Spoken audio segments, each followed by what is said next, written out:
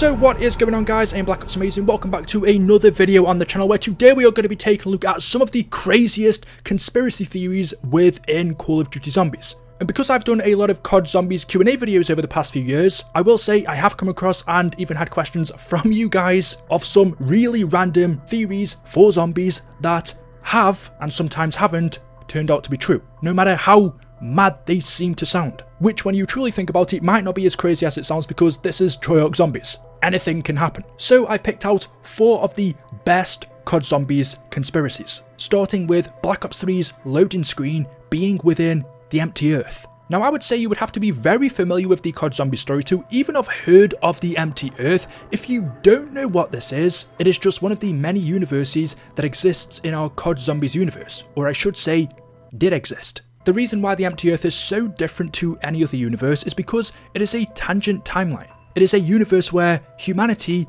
doesn't exist. Human life here never occurred. And so because of that, all of the implications that come along with humanity didn't exist within the empty earth. But that changed when it was discovered by Dr. Maxis. Now, we don't know everything about the empty earth. It's still a very mysterious place. We're not told much about it. We've only ever seen it in the Zombies comics, not in the game itself. And it was only ever really spoken about in the Canorium. So because of that, we have very little knowledge of it. But what little we do know was that Dr. Maxis somehow ended up encountering the empty earth. And because humanity didn't exist here, he used it as a place for storage, to store any ancient relic that he had. But in order to do that, he needed somewhere to store all of his stuff, so he built a facility he named Zero Base. And within Zero Base, Maxis stored all of the relics that he collected, which included the Golden Rod, TED, the Origin Staffs, and the Canorium. And just to go that one step further to make sure that Zero Base was extra safe, that in case it was ever discovered by someone, they would have to go through countless procedures and defensive measures just to get close to it. He installed lasers, created a holographic version of Sophia, which we know was a robot built by Maxis. He created robotic zombies to protect the Canorium, and he built a device to make sure that Zero Base could only be entered by those possessing a soul, meaning that anyone or anything soulless wouldn't be able to enter. If they wanted to, they'd have to give blood samples first. So Maxis did all of this, built a base, put in all of these protective measures just to keep his artifacts safe within this unique universe that he discovered. And well, as a part of our zombie storyline, the transit crew, or the Victor's characters, whatever you want to call them, Misty, Malton, Stuhlinger and Russman, are sent to the empty earth by Richtofen to recover the Canorium. And of course, because of Maxis, in order to enter first, they have to give their blood samples, which is what they do. The machine verifies that they're human, they have souls, and then they're allowed to enter, where eventually they retrieve the Canorium. But whilst the Victor's crew are in the empty earth, the zombies that have been chasing them for the entire time, at one point, leave them alone and run away. Victors shoot at the undead, and then the undead run away. That, of course, is very unlike zombie behaviour. Normally, if you shoot at zombies, they come straight at you. But in this instance, they run away. And I believe it's this moment that made people think that our loading screen for BO3 Zombies, when we see our characters sitting around the campfire and the zombies just aimlessly walking around, taking no notice, not attacking our characters, because of this small correlation between this and the zombies for a small amount of time, leaving Victus alone, was where the conspiracy theory came from that the BO3 Zombies loading screen must be in the empty earth. And whilst it's never been confirmed to us where this is, I would say it's pretty easy to disprove, although not 100%, that this isn't the empty earth. One other thing that we know about the empty earth is because of humans coming into contact with it, as soon as that happened, even the first time that Maxis travelled there, it began to collapse. Because the empty earth is a tangent timeline, one where humanity never occurred, when human life was brought there, it began to fall apart because this wasn't supposed to happen.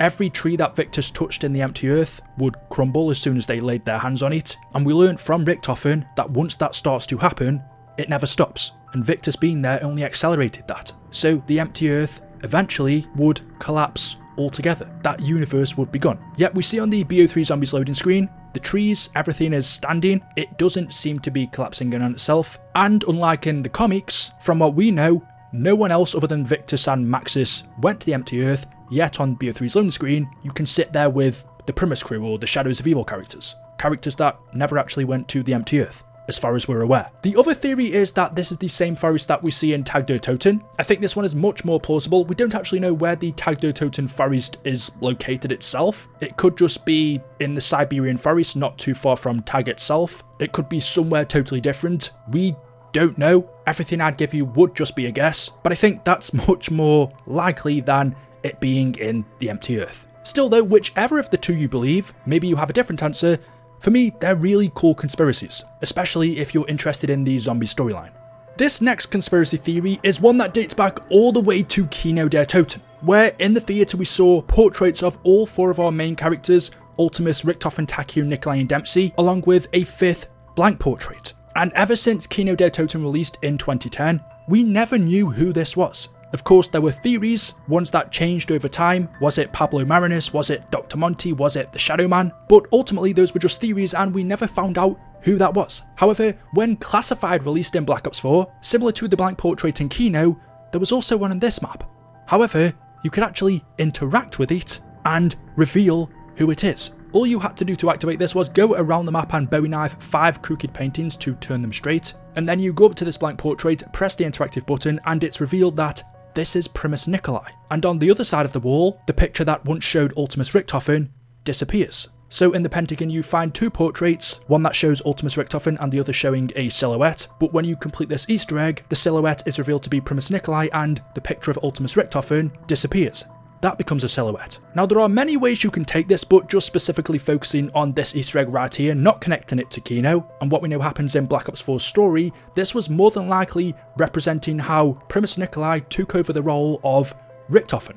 Richtofen all throughout COD Zombies has been the leader of the group, whether it be Ultimus or Primus. From World at War 2 Black Ops 1, 2, Ultimus Richtofen was in charge, and then from Black Ops 3 to 4, at least until Blood of the Dead, Primus Richtofen was in charge, and then at a certain point when the cycle was broken, which happened in Blood of the Dead, Primus Nikolai took over the mantle from Primus Richtofen. So you could look at this Easter egg in Classified and say, well, what it was representing was how Primus Nikolai became the leader of the group, and Richtofen took a step back. There are a couple of interesting things to note here, the first being that in the original 5, the picture of Primus Nikolai was never there, but the one of Ultimus Richtofen was. If you're asking, well, why was there a picture of Richtofen in the Pentagon anyway? Richtofen was a German, he worked alongside the Nazis for Group 935. The Pentagon is in America. Why would a picture of a German scientist be in the Pentagon? Well, we do know that Richtofen not worked alongside the Americans in the Pentagon, he didn't work for them specifically, but he did provide them with information. He was playing both sides. Richtofen gave information to the Russians, and he also gave information to the Americans. Both sides thinking he was doing them a favour, but in reality, Richtofen had his own agenda.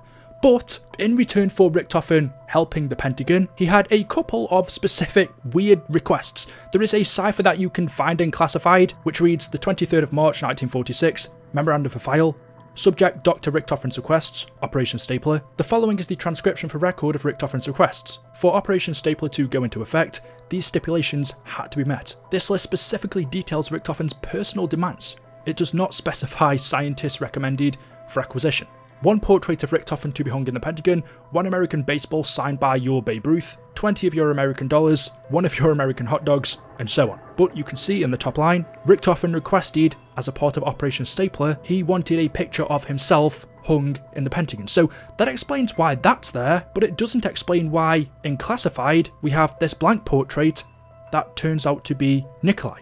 Or does it? Because there is a wisp in this map where Samantha might hint that it was her that put this here. There is a wisp where she's talking to Nikolai and she says to him that she's left a present in the Pentagon. That could be anything really, but since I never really found anything specific, the present from Samantha could have been this portrait of him. However, where this all tied back to the Kino der Toten portrait was obviously people were saying, well, that's it then. This is this mystery solved. The blank portrait in Kino der Toten is Nikolai.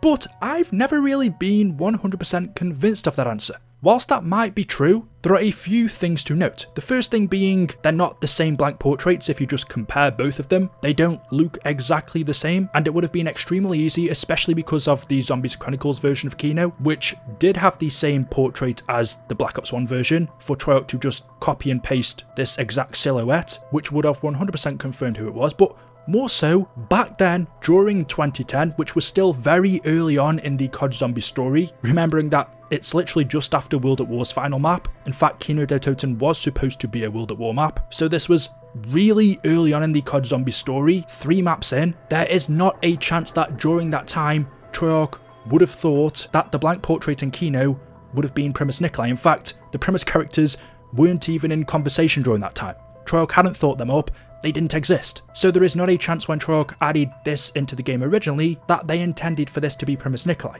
Maybe later on down the line, that's what happened, they added it into the story, but back then in 2010, I'd be really interested to know who Treyarch intended for this to be, because it's not a possibility that they intended it to be Primus Nikolai, it's not possible that they intended it to be the Shadow Man or Dr. Monty, because those characters didn't exist. It could have been Pablo Marinus, or maybe Treyarch just simply didn't have an answer. They added this blank portrait into Kino, not knowing who it was, and maybe they just thought later on down the line, we'll somehow connect this into the story to shock the players. But there's still a bit of me that kind of holds out thinking that, did Treyarch know who the blank portrait of this person was during 2010 in Kino del Toten?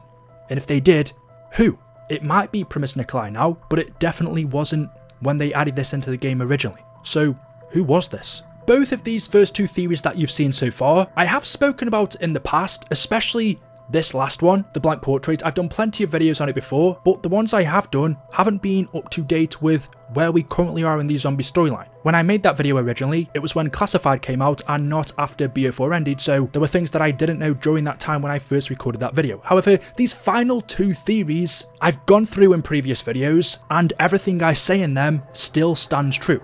There's no updated new information, so there's no point me recording them right now and just saying the exact same thing over again. So this next theory is from an older video that I recorded. I just wanted to let you guys know because you might notice the voice change from a couple of years ago, but this is Dempsey being Misty's father. Now this is a question that I've had a bunch of times over the years, I would say really ever since we've been introduced to Misty back in Transit during BO2. We knew that Dempsey did have a daughter when we were first introduced to him in World at War, or Black Ops 1 I think it was. He mentioned back in the 1940s having a 5-year-old daughter, and straight away with me telling you that you should be able to recognise for yourself that it is impossible for Misty to be Dempsey's daughter, but I can understand still why a lot of people ask this question, because there are little pieces of information here and there, whether it be quotes, stuff we are told by Misty, things we know about her and things we know about Dempsey, where you could possibly think otherwise. Now, one thing that all of the characters have in correlation is that we really don't know anyone's exact age, besides from potentially Richtofen, who, because both of his parents died during 1898, we don't know the cause of their death, but I would assume because of circumstances that took place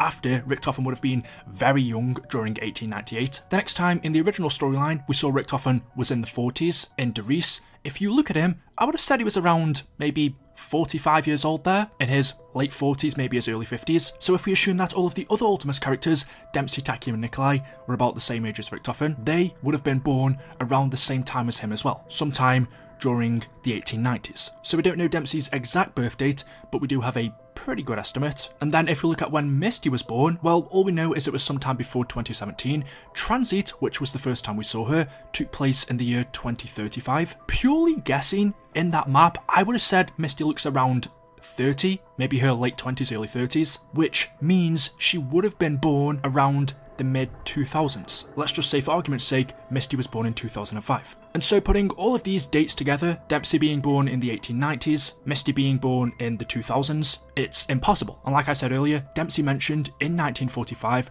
that he had a 5-year-old daughter, which means she would have been born in 1940. We don't know if that was his only daughter, but if it was, and it was Misty, that would mean that in Transit in 2035, Misty would be 95 years old. And we can tell by looking at her, yeah, she's a lot younger than that. So just by working out the dates, we know that isn't true. I have seen some people in the past say, well, Dempsey is alive during the time of Moon, and Moon takes place in 2035, and in that map he looks in his 40s. The very easy explanation for that is time travel. That doesn't affect age, but one thing that we can't change is your date of birth. So with the hard factual evidence of dates, there is no way this could be possible, but there are a few other ideas I wanted to entertain which are pretty interesting. If we look at the backgrounds of both of these characters, well, even though we don't know too much about Misty's past, we do know that she used to live on a farm. She worked at a bar called the Boathouse, had many different boyfriends, but when it comes to her parents, both of them were killed. Her mother died of an unknown cause, and her father was killed by the zombies. Misty specifically says she remembers her daddy's face when the zombies got him. Now, Dempsey, of course, is very much still alive, yet we have Misty telling her that she saw with her own eyes her father be killed by the undead, so that's another reason why it can't be true, because Dempsey's still alive. However, one thing that Dempsey and Misty's father did have in common is it seems like they were both Marines. If you listen to this quote in Tag Der Toten that Misty says, "That headshot was for you, Daddy. Hoorah!" She said, "That headshot's for you, Daddy. Hoorah." That word or phrase, hoorah, is a battle cry in the Marines. Any person that plays zombies will know that this is something that Dempsey says an awful lot, which makes sense because he was a Marine, he's very proud of it. Hoorah! Don't fuck with a Marine! Ooh fucking rah, motherfuckers! So both Dempsey and Misty's father were Marines, but that's about it. I suppose besides on the fact that they also have pretty similar personalities in my opinion. They're both set in their ways, they're stubborn, they're proud, don't like to show too much emotion. Even though I would have liked it to be true, it would have been cool. Yeah, there are way too many reasons why it's not. Misty's name as well, Misty Abigail Brighton, Tank Dempsey, unless Misty got married, which she doesn't mention, or took someone else's name, a stepfather for example. The only other link we could possibly make is Misty's mother. Misty tells us absolutely nothing about her, but Dempsey and Peter McCain do have this conversation in Alpha Omega. That really you, McCain? I gotta know for sure. Tell me something only the two of us would know. You sure you want me to do that, Tank? We go way back. I can embarrass the heck out of you if I wanted to. Okay, let's keep it cryptic. Me and Phoebe. Sum it up in 3 words. I forgive you. Can't say I'm surprised. However mad you were at the time, I knew you'd come around. You've always been the forgiving type. Man, discreet. See how I didn't embarrass you by telling everyone exactly who Phoebe is?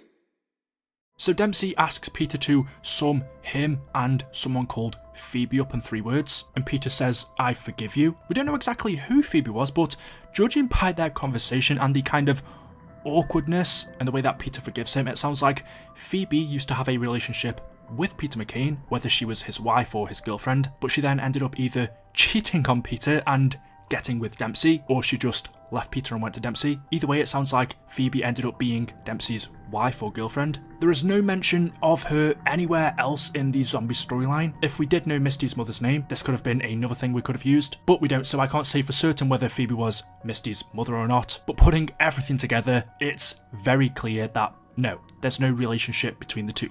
They're definitely not father and daughter. Maybe some other kind of relationship, like grandfather, late cousin, uncle, probably not. So there's no evidence that Dempsey is Misty's father, but there's still people out there that believe in this conspiracy. However, this last one for me has always been the most interesting. Is Shangri-La on Mars? A question that I've been asked so many times, and I did a video about 6 months ago now, which was really long, but it was super in depth, and by the end, even I was convinced, because before I made that video, I didn't truly believe it, but by the end, I did. So let me convince you that Shangri-La is on Mars.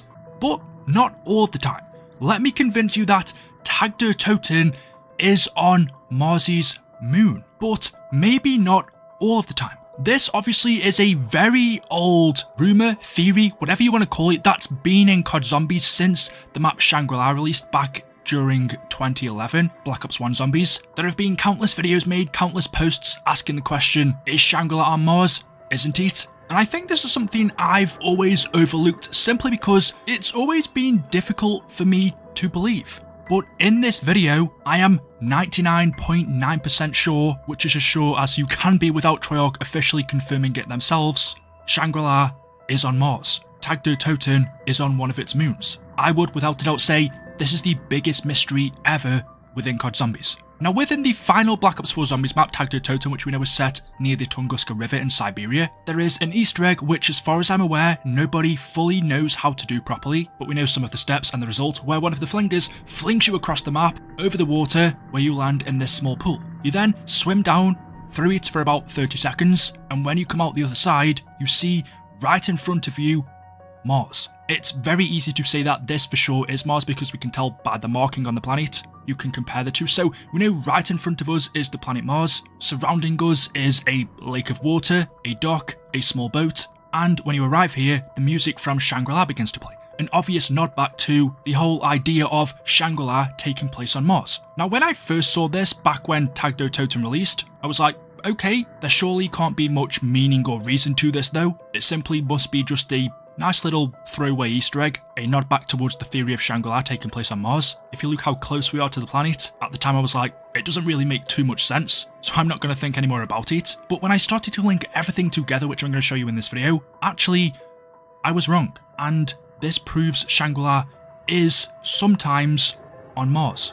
This part isn't new, but notice how close we are to Mars. I thought, okay, if there is any substance behind this, what planet or what moon could we be on if we are able to see Mars from this close up? Mars actually has 2 moons, which are called Phobos and Deimos. Phobos is the biggest moon of the 2 and also the one that's closest to Mars. The 2 you will notice are quite different and distinguishable from each other. So if we are able to see Mars this close up in Tag Do Totem, we must be viewing it from either of its 2 moons, more than likely from Phobos. There is of course the issue of gravity, an atmosphere, the lake in front of us, and the question, well, if we know Tag Do Totem is set in Siberia, how can it at the same time be on one of Mars's moons? All of which I'm going to come back to, but if we now go over to Shangri-La, well, we know now that this map takes place in the Himalayas, but when it released, and this is where this whole theory came from, we didn't. But it wasn't just a random theory. Within the game files of Black Ops 1, the mountains on Shangri-La included the word Mars. The director of zombies at the time, Jimmy Zelensky, put out a tweet basically saying that Shangri-La was the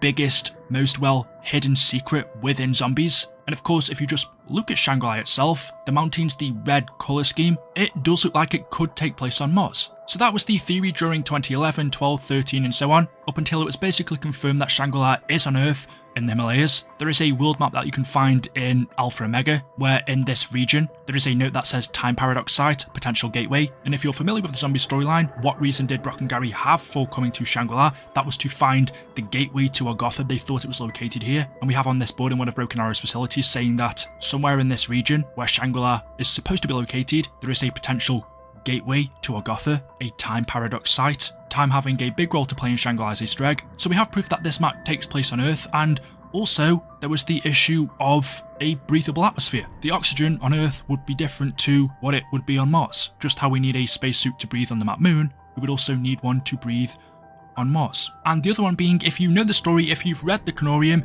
it straight up tells you, on April 25th, 1956, while travelling to Shangri-La, Brock and Gary's plane crashes in the mountains as a result of a freak atmospheric event, another side effect of temporal rifts created by Primus whilst travelling to Gorokarovi. As far as I know, there aren't many planes that fly over Mars, so yeah, there's plenty of proof that it takes place on Earth. So maybe asking, well, Eli, isn't this video supposed to convince us that it takes place on Mars? Okay, well, as a part of Shangri-La's main Easter egg, which is called Time Travel Will Tell, it involves, as the name implies, travelling back in time. A segment of this Easter egg involves hitting panels around the map, which causes an eclipse and sends you to the past. But whilst you're in the past and the eclipse is happening, you will notice if you look up, the moon looks noticeably different to our moon. If you compare what it looks like when you're sent back in the past in the game to how it looks normally, we can see what the moon normally looks like in the Shangri-La loading screen. Here in the loading screen during the eclipse, this is what it would look like if it was our moon.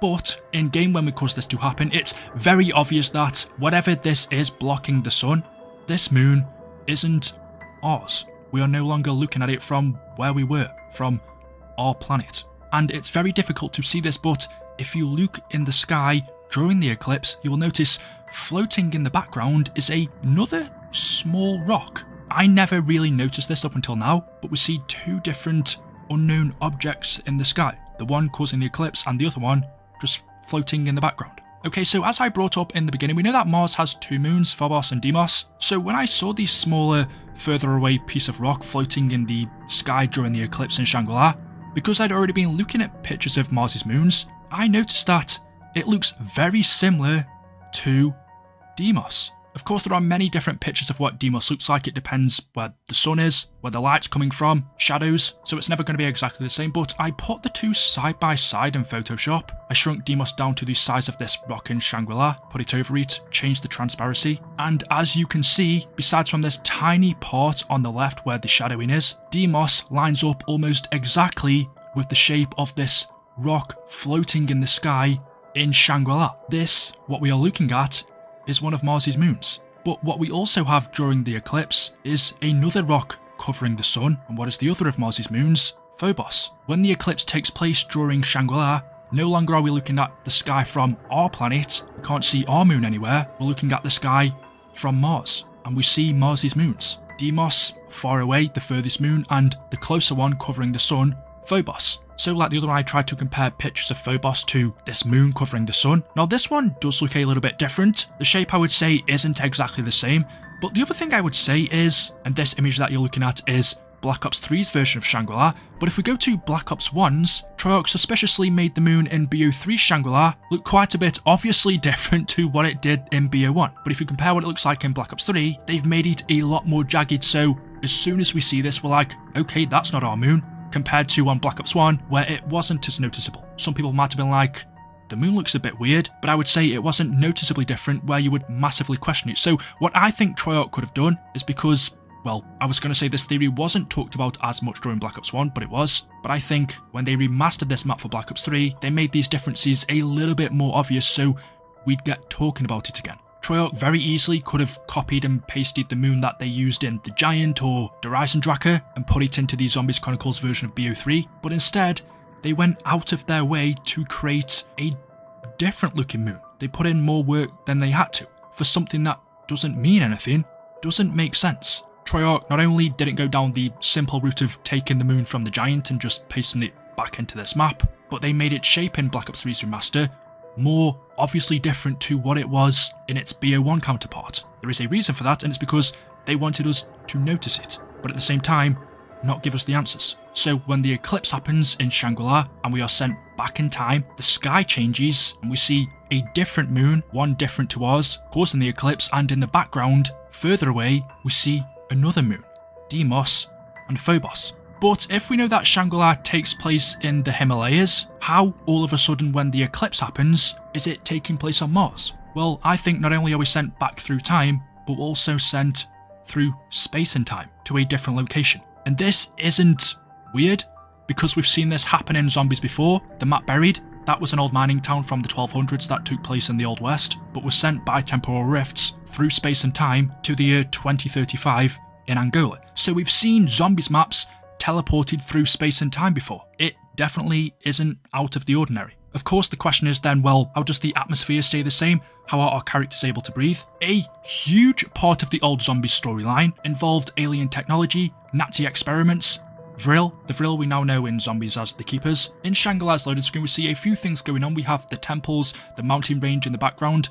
and then we see a freak atmospheric event, a tornado, lightning, and on the floor in the vegetation, there is the Black Sun logo, or the Vril symbol. Like a lot of things during that time, the implementation of Vril in Zombies is actually based off a book called The Coming Race, which is about the Vril society. The Vril were a race of extraterrestrial humanoid subterranean species, but at one point a long time ago, Mars was inhabited, not only by the Vril but by people. It had a civilization. And we compare that to real life, we know that Mars used to have water on it. They say where there's water, there's life. It was between 4.1 and 3 billion years ago when conditions on Mars may have been habitable in real life, but because Shangri-La came out as a part of our old zombie storyline when Vril was a massive part of it, compared to how it was involved later on, the idea of there being a civilization on Mars a very long time ago makes sense. If we are sent back during the eclipse, we don't know how far back in time we go. Maybe to a time when Mars was inhabited. Maybe to a time when it had an atmosphere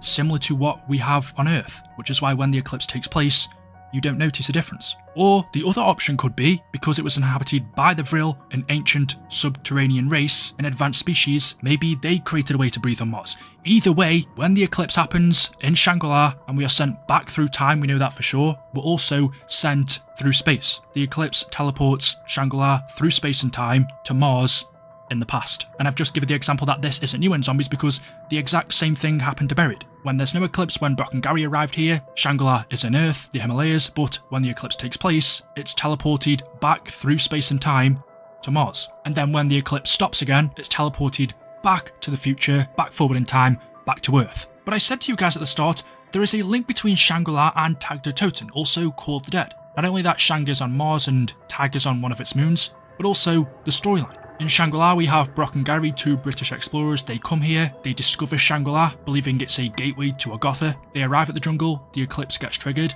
and they end up getting trapped in a time loop. They travel through the temples, they die, and the loop is reset, leaving them trapped in Shangri-La. Shangri-La, the city of gold. No, hang on, I got that wrong. The city of gold was somewhere else. Well, it would have been if it actually existed. Anyway, a lot of explorers went looking for it, believing that it might reveal the gateway to Agartha. Gasp. Two such misguided fools, Brock and Gary, they got themselves locked into a temporal loop, doomed to relive the same events over and over again. Poor souls. You know, that kind of thing happens more often than you realize. They also end up getting joined by Sally, who we know is George Romero's assistant from Call of the Dead. When George went missing, she went looking through his research. She ended up discovering that he'd found something out about Shangri-La, and when she read this, she was then teleported to the jungle, where she also became trapped in the same loop as Brock and Gary. So I started with a simple one. Something about two guys named Brock and Gary looking for Agartha. They finished like dirt. Figured I'd start there. Next thing I know, I'm in this jungle. And it's hot and humid and the sky goes black. Like dark black. I look up. There's an eclipse and these things start chasing me. Like zombies. Trust me. I know how it sounds. I've been fighting them so long now. I should be dead. In fact, I'm pretty sure I have died. But it just keeps going. So we have three characters in Shangri-La trapped in a time loop. Every time they try to escape, they end up dying and are sent back in time. We now come over to Tag der Toten, where we have Pablo Marinus, a hermit who is living in the lighthouse. He's been here ever since this facility was active during Group 935's reign. Pablo thought he had been killed by Group 935, but he ends up, as he describes, waking up from his watery grave. He then attempted to escape the facility, but every time he got further away from it, every time it faded in the distance, it then reappeared back in front of him. Day 521. I still don't know how it is possible, but late last year, I awoke from a watery grave. When I swam to the surface, I found the German military base abandoned. Only the undead remained on their shores. I attempted to flee, but the fog, it seemed no sooner that the shore faded behind me, it reappeared in front of me. Every attempt I made to escape, it led me right back here. As if I was meant to be here. I have begun broadcasting a radio signal. I'm hoping that someone will answer and come to my rescue. But if no one comes, I'm not sure how much longer I will survive this place.